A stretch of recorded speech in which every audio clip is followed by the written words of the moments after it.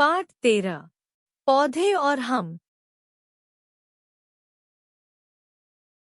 आरंभ करने से पहले, वृक्ष हमारे जीवन का अभिन्न अंग है। वृक्ष हमारी प्रकृति और मानव जीवन में संतुलन बनाए रखने में मुख्य भूमिका निभाते हैं।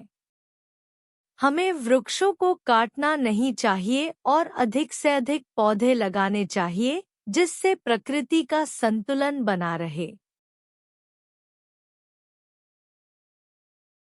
श्रुति और राहुल कभी तितलियों को पकड़ते तो कभी खेल खेल में बहुत से पौधों और फूलों को उखाड़कर बहुत खुश होते हैं।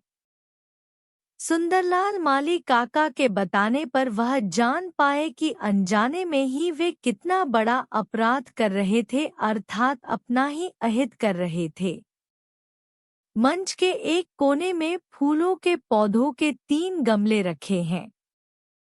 एक ओर से राहुल और श्रुति का मंच पर प्रवेश, दूसरी ओर से तितली का प्रवेश। श्रुति, राहुल, देखो तितली, चलो उसे पकड़ते हैं। दोनों तितली पकड़ने का प्रयास करते हैं, लेकिन तितली उड़कर चली जाती है। श्रुति, राहुल देखो कितने सुंदर फूल हैं, चलो इन्हें तोड़ते हैं। राहुल, चलो।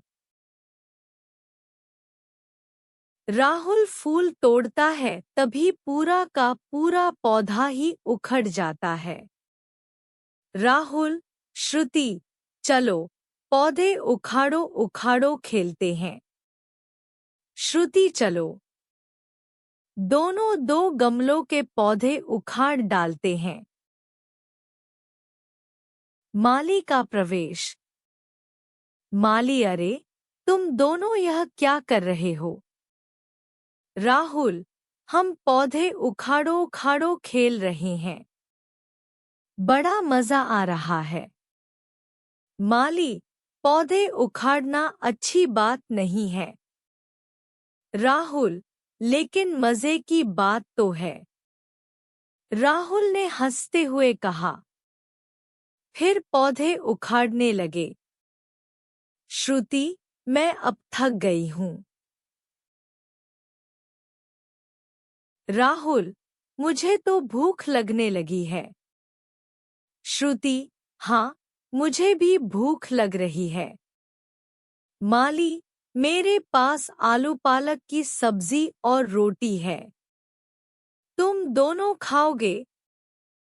श्रुति और राहुल, हाँ हाँ, हम भी खाएंगे। माली जाकर खाने का डिब्बा ले आता है। राहुल, धन्यवाद काका। दोनों खाते हैं। माली, काका, सब्जी बहुत अच्छी बनी है। माली, तुम यह बता सकते हो कि यह सब्जी कहाँ से आई है? राहुल, आपके घर से, श्रुति ने हंसते हुए कहा। माली, और मेरे घर पर कहाँ से आई? राहुल, सब्जी की दुकान से। माली, और सब्जी की दुकान पर कहाँ से आई? राहुल, सब्जी मंडी से। माली, और सब्जी मंडी में कहाँ से आई? राहुल, खेत से। माली, और खेत में कहाँ से आई? राहुल, हमें क्या पता? माली, मैं बताता हूँ। खेत में सब्जी लगती है पौधों पर और तुम दोनों पौधे ही उखाड़ रहे थे। यह तो कोई अच्छी बात नहीं हुई। राहुल, लेकिन हम सब्जी के पौधे नहीं उखाड़ रहे थे। हम तो फूल के पौधे उखाड़ रहे थे और हम फूल थोड़े ही खाते हैं। दोनों हंसने लगे हैं। माली, तुम नहीं खाते, लेकिन कोई और तो इनसे खाना खाता है। श्रुति, कौन?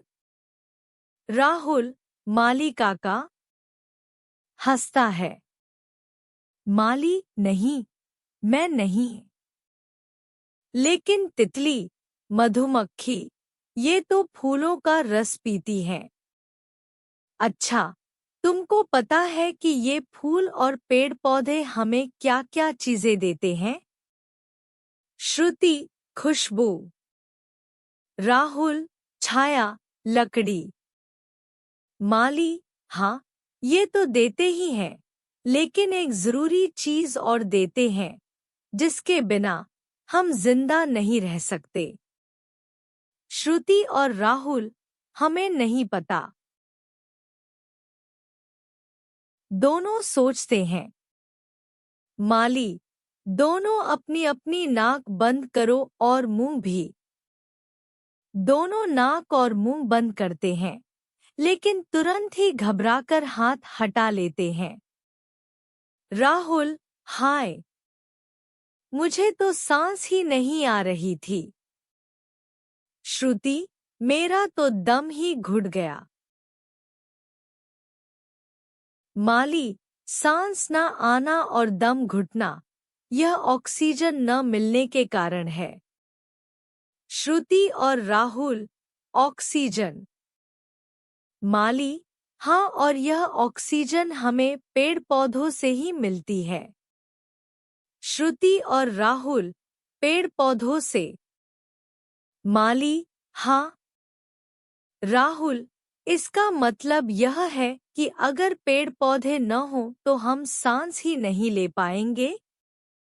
श्रुति, तब तो हमारा दम घुट जाएगा और हम सब मर जाएंगे। माली, हाँ, बच्चों, हम जो सांस लेते हैं वह ऑक्सीजन है और जो सांस हम छोड़ते हैं वह कार्बन डाइऑक्साइड होती है।